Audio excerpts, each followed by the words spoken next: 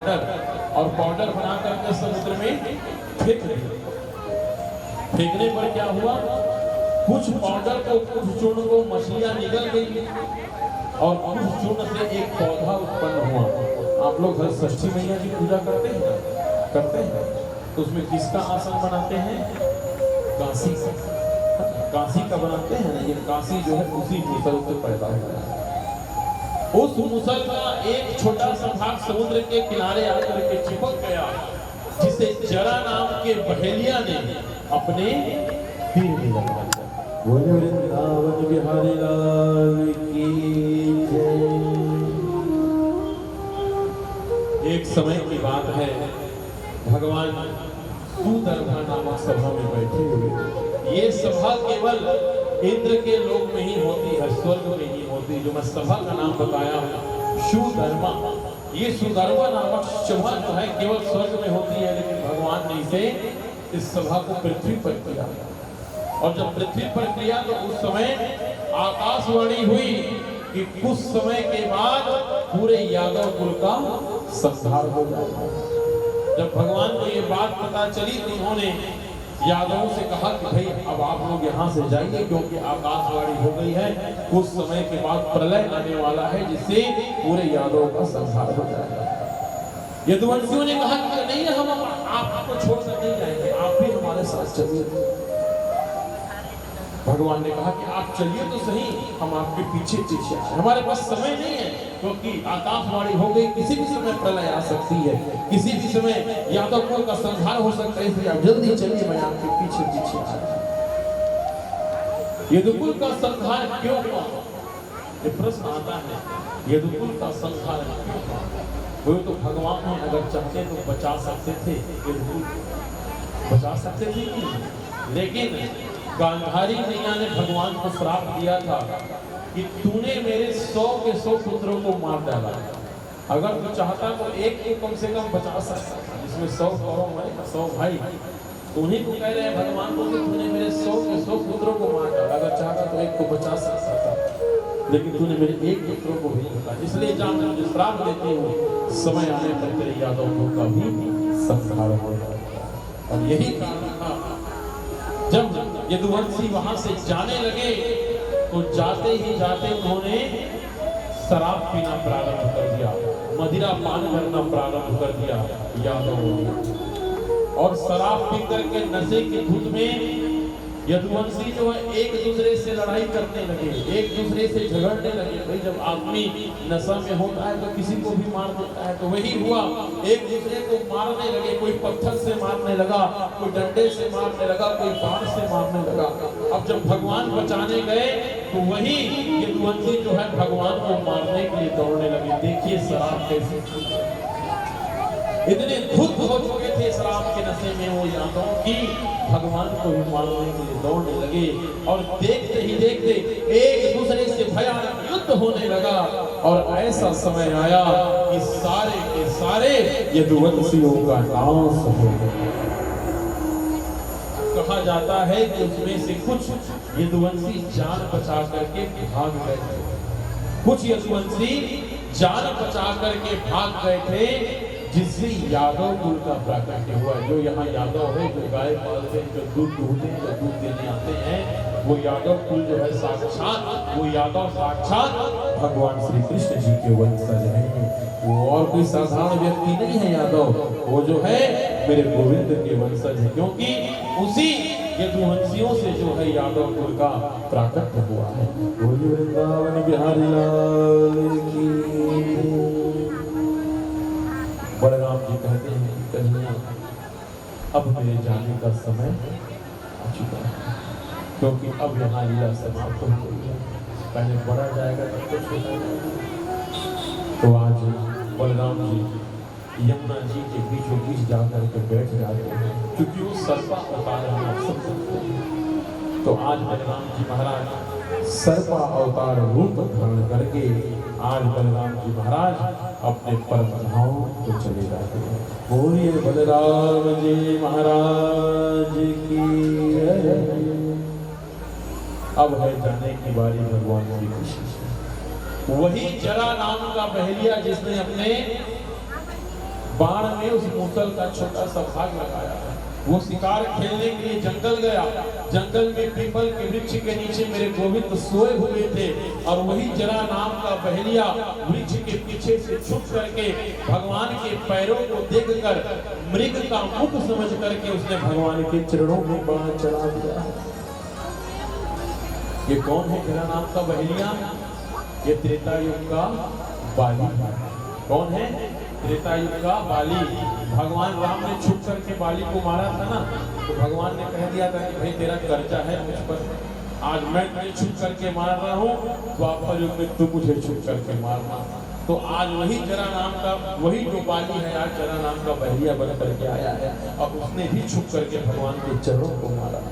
और जब पास जाकर के देखा तो क्या देखा कि ये तो परम पिता परमात्मा है, ये कोई मृग नहीं, परम पिता परमात्मा है। आंखों से अश्रु की धारा बहने लगी, सिसक सिसक कर रोने लगा, भगवान मेरा अपराध क्षमा कीजिए, मैं आपको पहचान नहीं पाया, मुझसे बहुत बड़ा अपराध हो गया, गोविंद मुझसे बहुत बड़ी गलती हो गई। भगवान ने कहा कि तेरा मुझ पर कर्जा था, उस कर्जा को उतारने के लिए मैंने ये पावन लीला रची है, तो चिंता मत कर, ये सब मेरी लीला से हुआ है।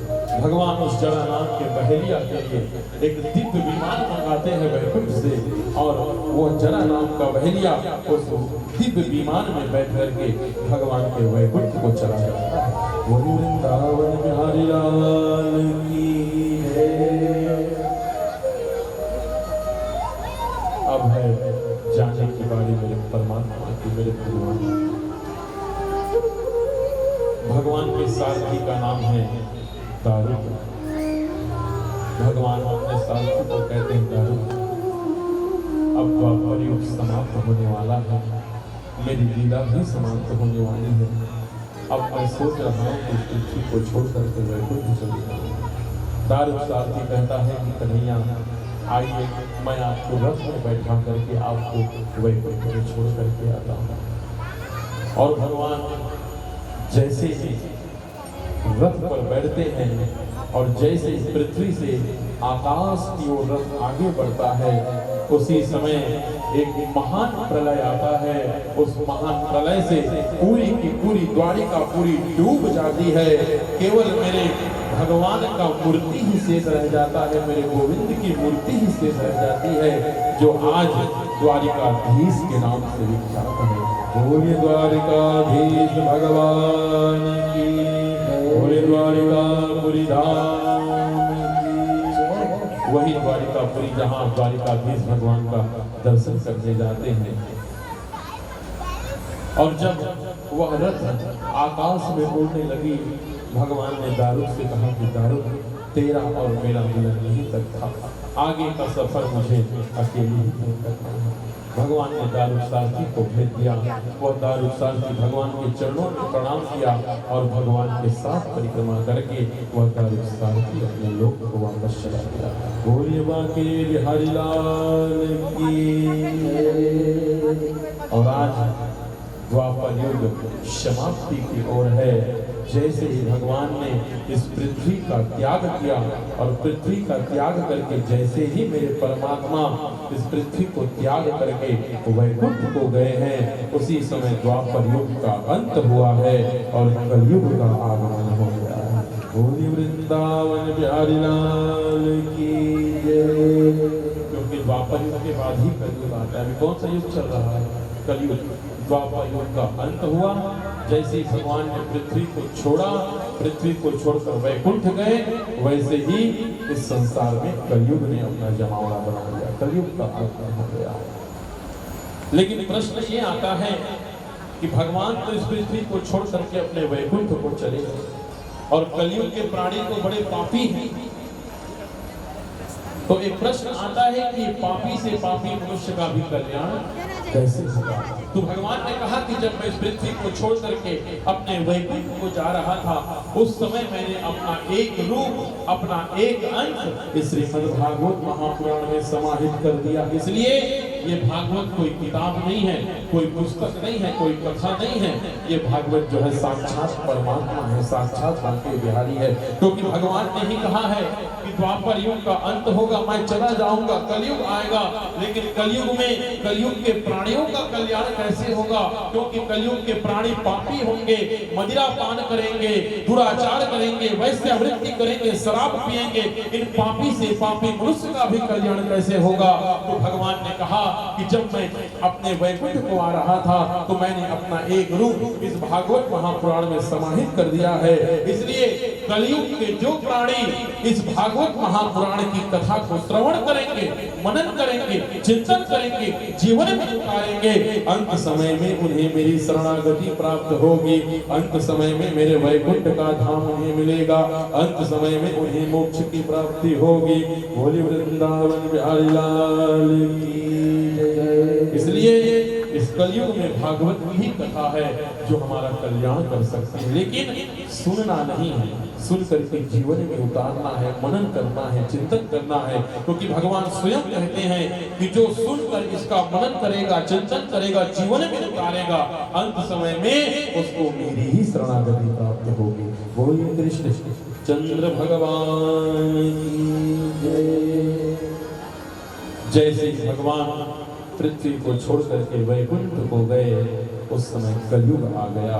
अब इस कलयुग में क्या हो रहा है आप सब बड़ी ध्यान से सुनिएगा, क्योंकि जानते हैं कि कलयुग में पाप ही पाप हो रहा है और पाप के सिवा कुछ नहीं हो रहा है। तो कलयुग में कैसा कैसा पाप हो रहा है ध्यान से सुनिएगा। नई सदी में मिले रही, देखिए कलयुग में कैसा पाप हो रहा है। नई सदी में मिल रही दर्द भरी सौगात, और बेटा कहता बाप से तेरी क्या औकात। यही हो रहा है कलयुग में, क्योंकि कलयुग में यही सब पाप हो रहा है, वही बताया गया। पानी आंखों का मरा और मरी शर्म और लाज, अरे कहे बहू अब सास से घर में मेरा राज।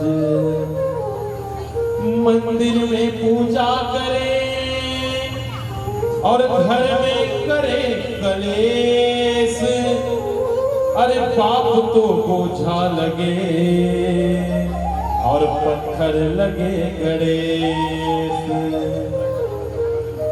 सास ससुर लाचार है बहू न पूछे हाल, सास ससुर लाचार है बहू न पूछे हाल, अरे तेरे में सेवा करे बाबा हुआ निहाल।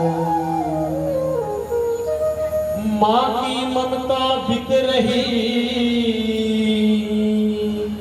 बिके पिता का प्यार। माँ की ममता बिक रही, बिके पिता का प्यार, अरे मिलते हैं बाजार में वफा बेचते यार।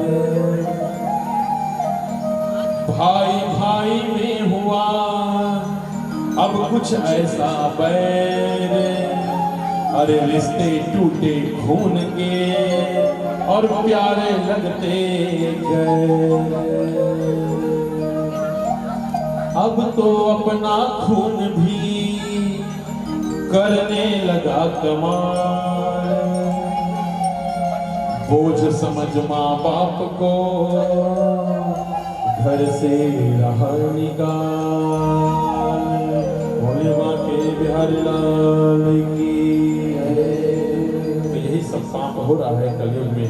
लेकिन भगवान कहते हैं कि इन पापों से बचने के लिए मैंने उपाय बनाया है कि जो श्रीमद् भागवत महापुराण की कथा का श्रवण करेगा अंत समय उसे मेरी शरणागति प्राप्त होगी। आज भगवान इस पृथ्वी को छोड़ करके अपने परम धाम को गए हैं।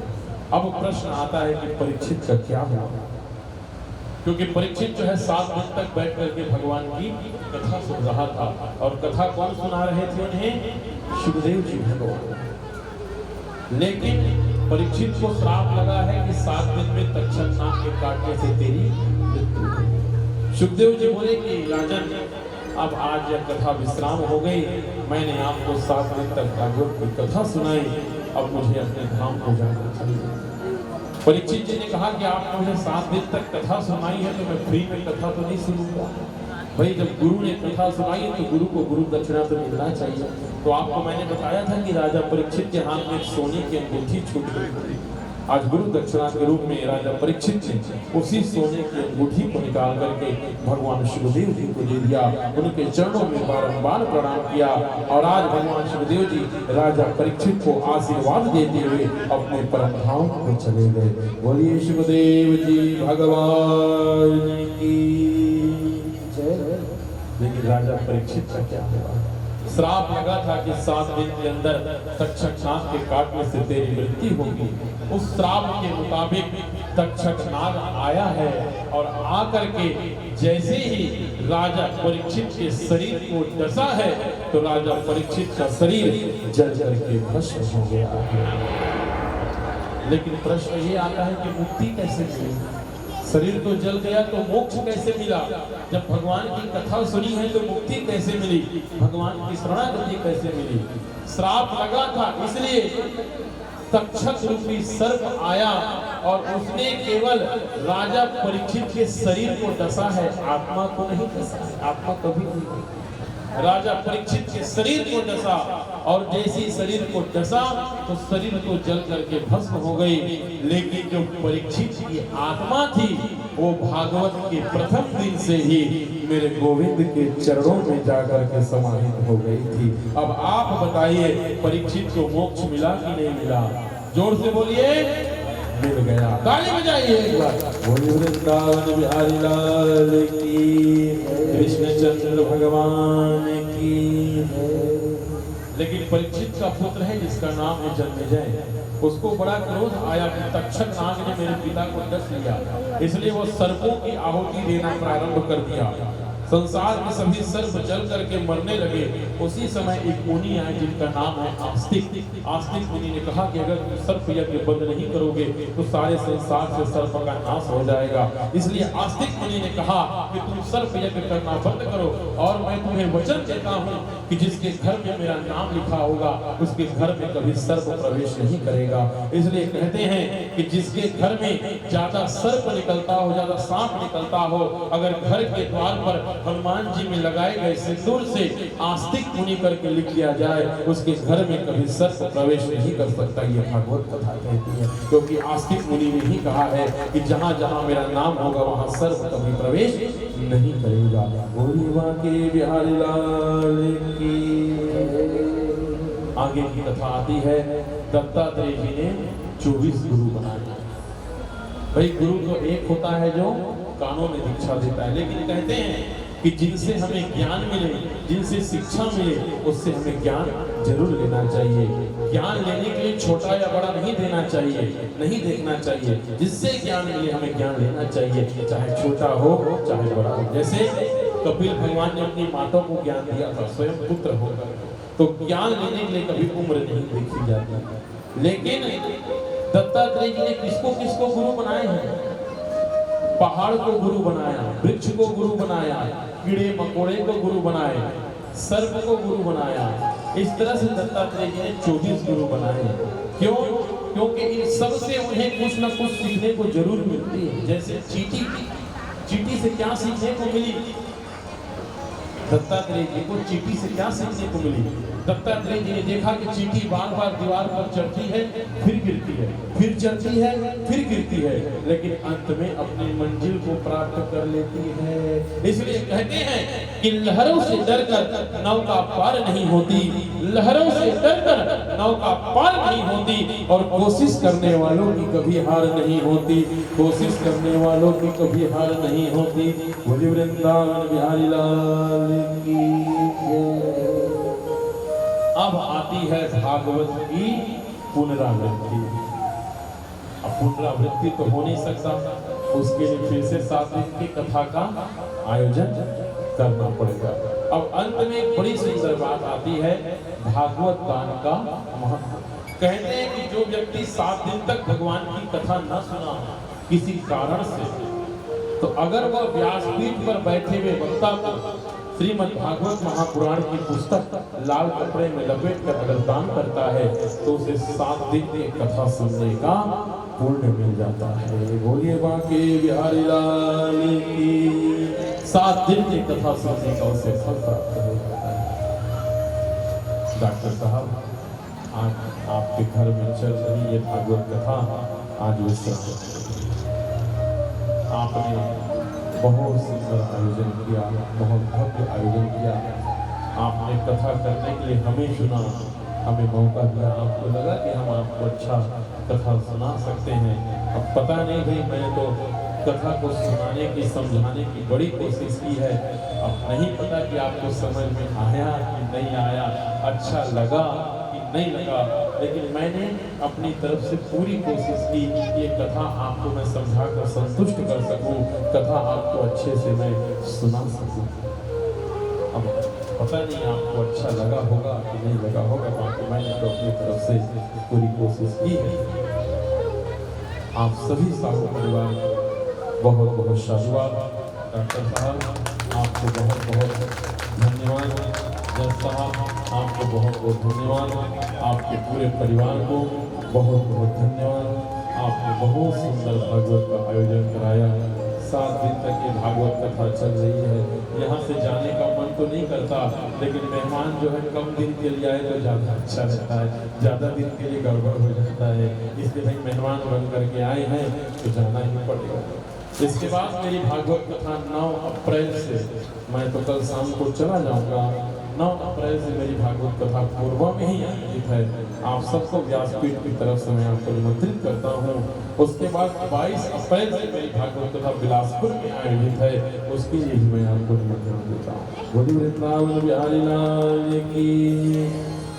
डॉक्टर साहब आप सोच रहे होंगे महाराज लोगों का बड़ा बहुत ज़्यादा व्यवस्था करना पड़ता है, आपको लगा होगा।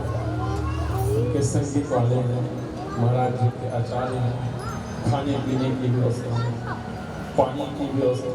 आप सोचेंगे नहीं भर महाराज जी लोग पानी बॉटल मंगाते रहते हैं पीने के लिए। देखिए व्यवस्था करनी पड़ती है, इसलिए करनी पड़ती है क्योंकि हमें जो है लगातार भागवत कथा करना होता है। अगर हम परहेज से नहीं रहेंगे ना तो हमारा शरीर बिगड़ जाएगा।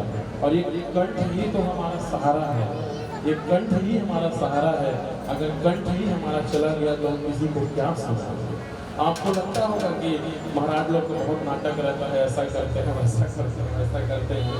और आपको पांडे जी आकर की पूरी व्यवस्था भी बताए तो लगा होगा कि बहुत ज़्यादा व्यवस्था करनी पड़ती है, लेकिन करना पड़ता है डॉक्टर।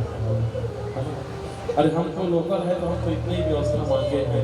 अगर कहीं आप वृंदावन से बुला लेते ना तो राधे राधे होता। बोले बांके बिहारी लाल की। आप तो हमारे अपने हैं, तो उस व्यवस्था भी आपको करने में बहुत सारी दिक्कत होती है। उसके लिए हम आपके लिए क्षमा प्रार्थी हैं और पूरे परिवार वाले से क्षमा प्रार्थी हैं। भाई हमारे आने पर आपको बहुत कष्ट हुआ होगा, वो भी 7 दिन तक हमने आपको बहुत परेशान किया है, उसके लिए भी हम बहुत बहुत क्षमा प्रार्थी हैं आप सबसे। लेकिन आप सबसे बहुत प्रेम मिला है, बहुत प्रेम। और ऐसा लगता है कि मैं अभी तक जितना भागवत किया हूँ ना उसमें सबसे ज़्यादा प्रेम आप लोगों से मिला है। ये मेरी 48वीं भागवत है, 48 भागवत मैंने पूरा कर लिया है। ये सब आप लोगों का प्रेम है कि आज मेरी 48वीं भागवत पूरी हो गई है। और यही चाहूँगा कि आप सबका प्रेम ऐसे ही हमें मिलता रहे, आपका साथ, आपका आशीर्वाद हमें ऐसे ही मिलता रहे, यही आशा करूँगा। और बस एक ही शब्द कहना चाहूँगा कि इस कथा को करने में या पढ़ने में अगर मुझसे कुछ त्रुटि हुई होगी, गलती हुई होगी या अनजाने में मैंने कुछ कह दिया होगा तो उसके लिए मैं हाथ जोड़कर आपसे क्षमा प्रार्थी होगी, हाथ जोड़कर क्षमा प्रार्थी। मेरे संगीत वालों से अगर कोई गलती हुई होगी, मेरे आचार्य लोगों से कुछ गलती हुई होगी तो उसके लिए मैं हाथ जोड़ के आपको क्षमा प्रार्थी होगी, क्षमा प्रार्थी। और यही निवेदन करूँगा कि आप सबका मुझे ऐसे ही साथ मिलता रहे और ऐसे ही मैं कथा आगे करता रहूँ, उसके लिए आप सबका मुझे साथ चाहिए। और इसी आशा के साथ मैं अपने वाणी को यही पर विराम देता हूँ। बोलिए वृंदावन बिहारी लाल की, बोलिए कृष्ण चंद्र भगवान की जय। आप सब मेरे साथ एक मंत्र बोलेंगे, क्योंकि कथा होने के बाद इस मंत्र को बोलना बहुत जरूरी होता है। इसलिए मैं बोलते जाऊंगा, आप लोग भी मेरे पीछे पीछे बोलते जाएंगे और फिर जोर से बोलेंगे थोड़ा, है ना। चलिए। नाम संकीर्तनम यस्य, बोलिए नाम संकीर्तनम यस्य, सर्व पाप प्रणाशनम, प्रणामो दुःखः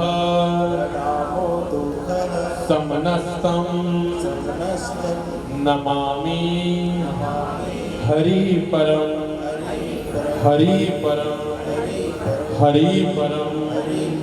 ओम नमो भगवते वासुदेवाय, बोलिए ओम नमो भगवते वासुदेवाय, ओम नमो भगवते वासुदेवाय। बोलिए बांके बिहारी लाल की, बोलिए कृष्ण चंद्र भगवान की। पुनः आप सभी का बहुत बहुत धन्यवाद, बहुत बहुत साधुवाद। इस व्यासपीठ से एक ही प्रार्थना कहूँगा कि मेरे बांके बिहारी की कृपा आप सब पर हमेशा ऐसी बने रहे, आपका परिवार हमेशा सुखमय रहे, हंसते रहे और भरा पूरा परिवार आप सबका रहे।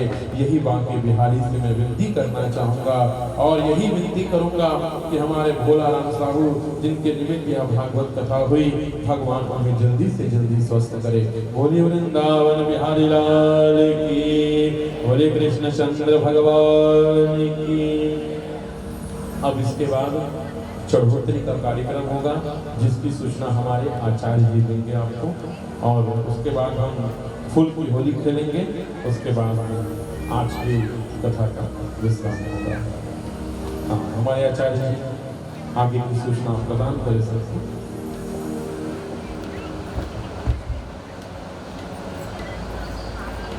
बोले श्रीमद् भागवत महापुराण की, बोले वृंदावन बिहारी लाल की। हाँ, सबसे पहले हमारे जजमान जो डॉक्टर साहब बैठे हुए हैं सामने आकर, और वैसी क्रमशः लाइन बनाकर अपने अपने स्थान में जाकर बैठेंगे। उसके बाद में फिर फूल की होली खिलाई जाएगी आपको। और कल के कार्यक्रम आप सभी लोगों को पता होगा, कल गीता पाठ होगा, वेदी पूजन होगा, उसके बाद तुलसी वर्षा हो जाने के बाद में हवन का कार्यक्रम है। हवन के बाद में चिकट, सहस्त्रधारा, ब्राह्मण भोजन, इस प्रकार का कार्यक्रम कल का है, वो आप लोग ध्यान दीजिएगा। और अभी भगवान में चढ़ोतरी करना है। आप सभी लोग लाइन बनाकर आएंगे और चढ़ोतरी करते हुए अपने अपने स्थान को फिर बैठेंगे। बोले श्रीमद् भागवत महापुराण की जय। हमारे कृष्ण रुक्मणी भगवान को भी ले आएंगे, उनको बैठा देंगे, और जिनको चढ़ोतरी करनी है वो जल्दी आते जाएंगे, क्योंकि बादल भी गरज रहा है, हो सकता है मौसम बिगड़ जाए। और शुरू दिन भी पानी गिरा और रात दिन भी पानी, मतलब भगवान का ये पूजा जो है हमारी सफल हो गई। हमने जो मेहनत किया वो सफल हो गया, आप लोगों ने जो मेहनत किया वो सफल हो गया। इसलिए थोड़ा सा जल्दी करेंगे ताकि हम फूल की होली भी अच्छे से खेल सकें।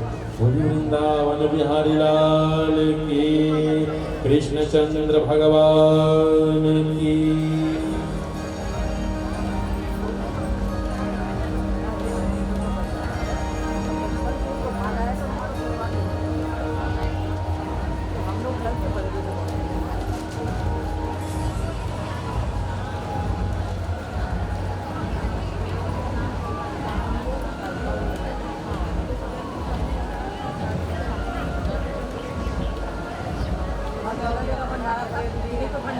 बढ़िया डॉक्टर साहब।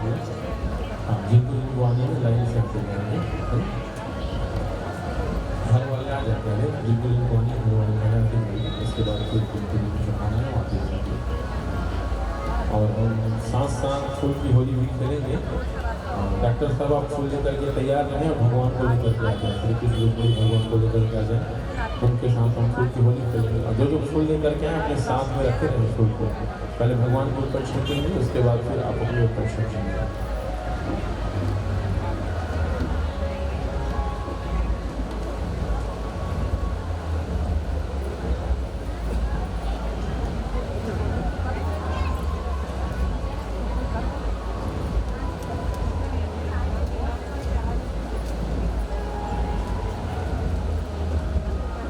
होली के नंद नंद लाला, होली के नंद नंद लाला, बिरज में होली के नंद नंद लाला, होली के नंद नंद लाला, बिरज में होली के नंद नंद लाला, होली के नंद नंद लाला, होली के नंद नंद लाला।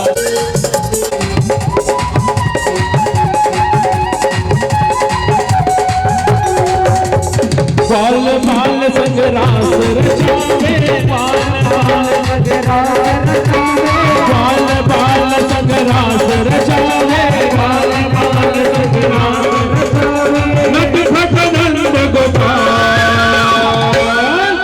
होली खेलत नंद लाला बिरज में, होली खेलत नंद लाला, होली खेलत नंद लाला बिरज में, होली खेलत नंद लाला।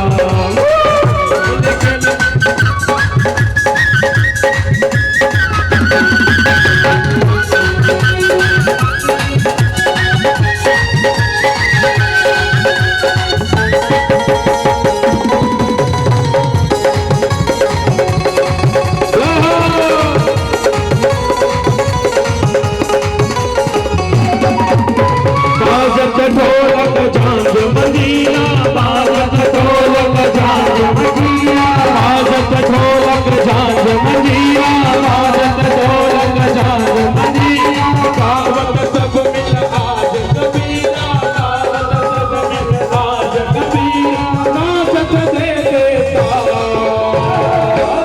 होली खेलत नंद लाला बिरज में, होली खेलत नंद लाला, होली खेलत नंद लाला बिरज में, होली खेलत नंद लाला, होली खेलत नंद लाला बिरज में, होली खेलत नंद लाला।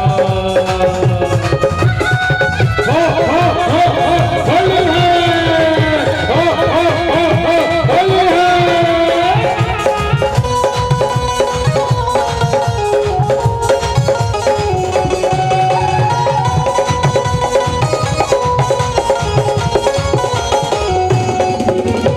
भर भर मारे रंग पिचकारी, भर भर मारे रंग पिचकारी, भर भर मारे रंग पिचकारी, भर भर मारे रंग पिचकारी, रंग गए ब्रज के नर नारी, रंग गए ब्रज के नर नारी, उड़ता वीर गुलाल,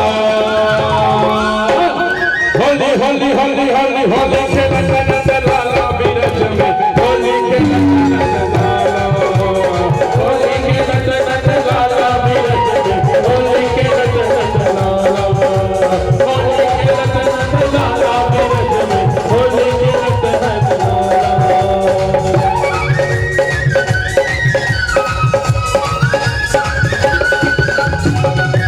ऐसे नहीं मस्ती के साथ झुकते हुए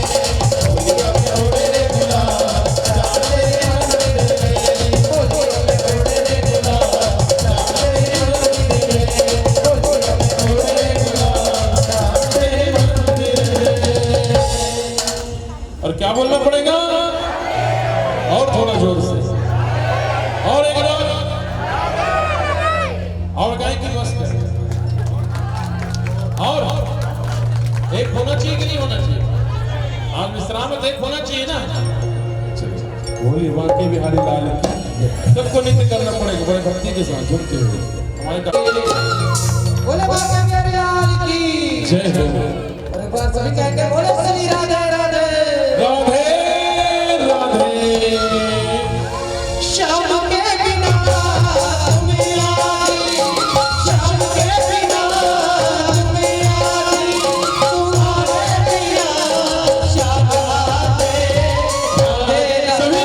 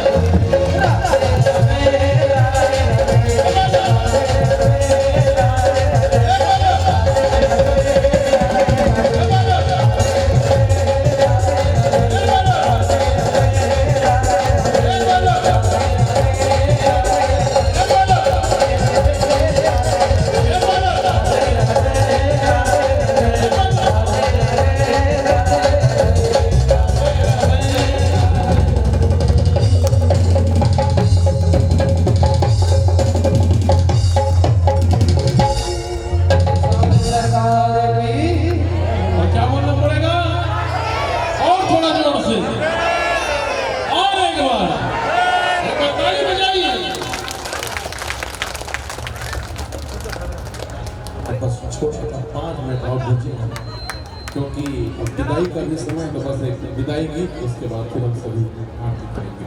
बोलो वृंदावन बिहारी लाल की जय।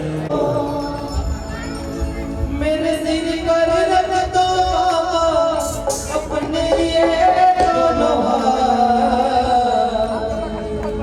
तेरा हो तो कीजिए जन्म जन्म का सभी गाएंगे। तेरा हो तो कीजिए जन्म जन्म का मेरे सिर पे रख दो, मेरे सिर पर रख दो अपने ये दोनों हाथ, तेरा हो तो कीजिए जन्म जन्म का, तेरा हो तो कीजिए जन्म जन्म का।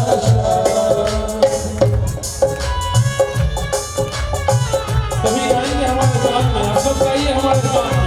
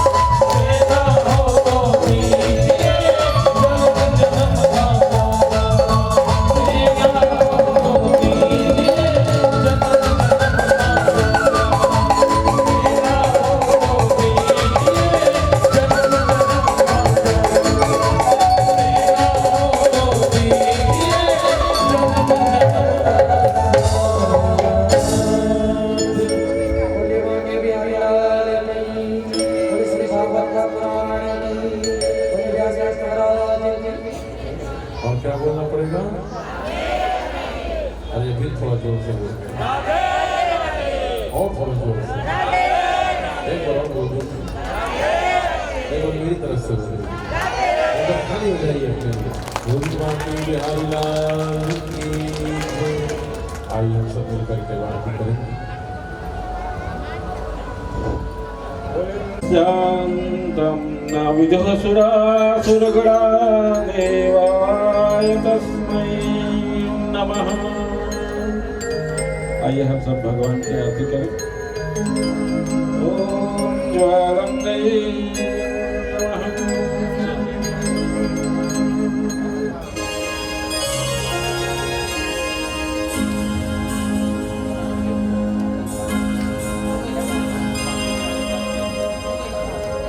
श्री बागे बिहारी तेरे आरती गाओ।